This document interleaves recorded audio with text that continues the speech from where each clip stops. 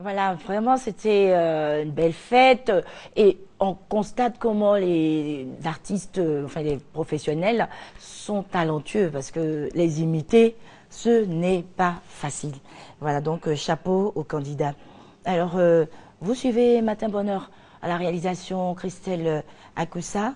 Nous allons maintenant recevoir Monsieur Jean-François Kwasi. Donc, les émissions de vacances sont terminées. Ça veut dire que la rentrée est effective. Voilà. Donc, nous parlons comment dire, on entame donc la rubrique éducation. Nous parlons de préparer l'entrée de son enfant au collège. Voilà. Donc, l'enfant termine le primaire, il passe au collège. Il passe au collège. Et d'ailleurs, l'entrée en sixième, il faut le dire, c'est une étape très importante dans la scolarité des élèves.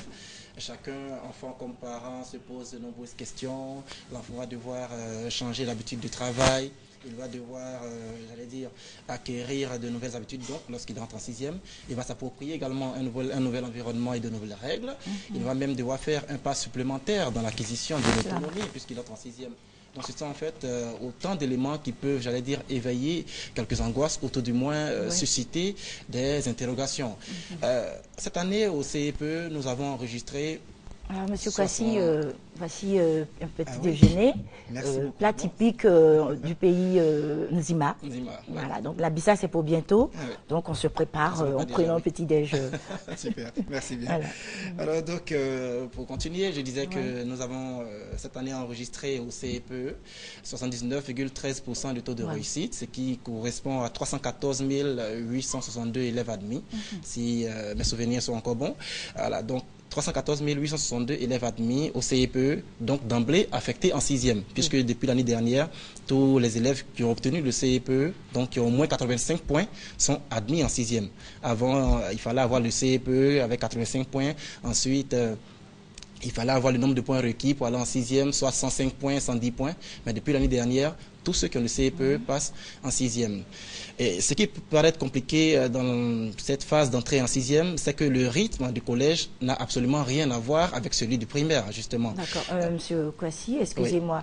Au primaire, on a un maître et au collège, on a un professeur. Absolument, donc, on n'en a pas. Et justement, au collège, on n'a pas qu'un professeur, on a plusieurs professeurs. Et c'est ce qui peut aussi fatiguer les enfants, puisque l'établissement est plus grand, les enseignants, ce n'est pas qu'un seul, puisqu'au primaire, comme vous le disiez tout à l'heure, c'est un maître, une maîtresse, mais à partir du collège, c'est plusieurs professeurs. Vous avez donc environ 26 heures de cours par semaine, avec chaque cours qui va faire environ 55 minutes, temps pendant lequel l'élève doit se mettre en place, il doit sortir ses cahiers, il doit même pouvoir écouter et prendre note. Et puis généralement, les cours déjà en sixième sont dictés aux élèves, chose à laquelle l'élève n'est pas encore habitué. Il faut savoir et ce qui fait que, très bien, certains qui sont même pris de vitesse rentrent à la maison, soit avec un cahier vierge, ou même un cahier carrément illisible. Et puis en sixième, les classes sont beaucoup plus bondées de monde. Il y a aussi les petites interrogations qui surprennent souvent. On ne se préparait pas à cela quand on était encore à l'école primaire. Donc ce sont autant d'éléments qui peuvent créer des problèmes aux élèves lorsqu'ils rentrent en sixième. Cela nécessite de nouvelles habitudes. Bien évidemment, cela nécessite de nouvelles habitudes pour pouvoir réussir l'entrée de l'enfant en sixième. Et d'ailleurs, vous allez constater qu'en Côte d'Ivoire, les enfants qui entrent en sixième sont de plus en plus jeunes. À 9 ans déjà, on est collégien. Voilà. Et lors de son entrée au collège, l'enfant va donc entrer dans un nouveau monde, un monde qui ne lui est pas forcément, j'allais dire, familier. Et puis, généralement, ils entrent en sixième avec certaines appréhensions. Ils sont un peu angoissés parce qu'ils vont abandonner leur ancienne école à laquelle ils étaient habitués depuis longtemps. Et généralement, c'est la seule école qu'il n'a jamais connue. Donc, il a passé tout son cycle primaire dans cette école. Quand il quitte l'école, il va abandonner ses amis. Son environnement général va changer. Il peut également être confronté à l'apprentissage de l'autonomie, justement parce que pendant les classes du primaire, on est habitué à être materné. Dans tous les exercices qu'on fait, les parents sont juste à côté pour nous aider à les traiter. Mais arrivé au collège, eh bien, l'enfant doit acquérir beaucoup plus d'indépendance.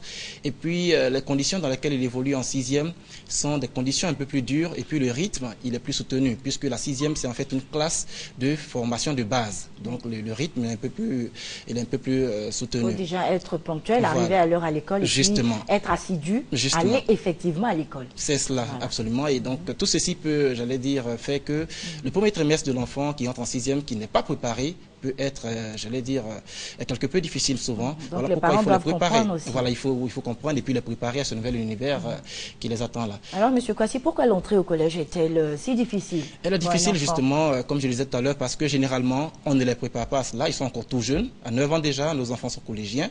Et puis, s'ils ne sont pas préparés quand ils arrivent au collège avec les nouvelles habitudes, eh bien, ils n'ont pas encore acquis cette nouvelle indépendance, cette nouvelle autonomie. Eh bien, ils pourraient avoir tendance à être toujours ou à vouloir toujours être maternés. Parce que quand on rentre au collège, on a besoin d'avoir beaucoup de temps pour étudier toutes les matières parce que les matières se multiplient. Oui. Il faut avoir beaucoup de temps à les étudier.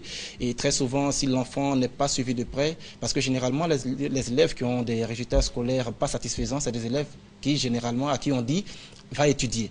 Un élève qui se lève de lui-même, qui va étudier, généralement, il a de bons résultats en classe. Déjà un bon comportement. Très bien, donc il faut les préparer à cela.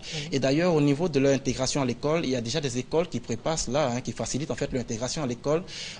Déjà au cours de l'année du CM2, on les prépare ou alors on arrange des journées portes ouvertes dans certains établissements où ils vont aller passer des journées avec d'autres élèves des classes de 6e, de 5e. Voilà. Ou alors, il y a aussi la mise en place de tutorat avec les élèves des classes supérieures, comme des classes second cycle. Monsieur Kwasi, que doivent faire les parents? Ils ont un rôle important à jouer. Les parents, oui, ils ont absolument un rôle important à jouer, oui, absolument. Mais avant de jouer ce rôle, il faut qu'ils comprennent que l'entrée au collège de leurs enfants les force en fait à changer ou à adopter un mode de vie nouveau. Voilà d'ailleurs pourquoi l'éducation nationale, chaque fois, œuvre dans la mesure du possible, bien sûr, pour que ces enfants-là puissent être affectés dans des écoles qui sont proches de leur domicile familial. Oui. Ça, il faut le comprendre. Donc, le plus important pour les parents, c'est d'abord de rassurer leurs enfants sans pour autant leur transmettre leurs différentes angoisses. Il faut leur rassurer en leur expliquant, par exemple, comment se dérouler leurs différentes journées. Voilà, si on explique cela aux enfants, ils sauront mieux comment se comporter à l'école. Il faut également lui apprendre à s'organiser un peu du temps et puis lui apprendre également à gérer son temps comme il le faut parce que justement les matières se multiplient et le temps de révision il est plus important que jamais, vous comprenez. Monsieur Kwasi, le sujet est tellement intéressant mais tellement vaste. On va rapidement dire aux enfants comment organiser leur sac d'école pour terminer. Oui, le sac d'école, il faut le préparer. Oui, on va quand même ça. À ce niveau-là, c'est les parents qui doivent d'ailleurs leur montrer l'exemple.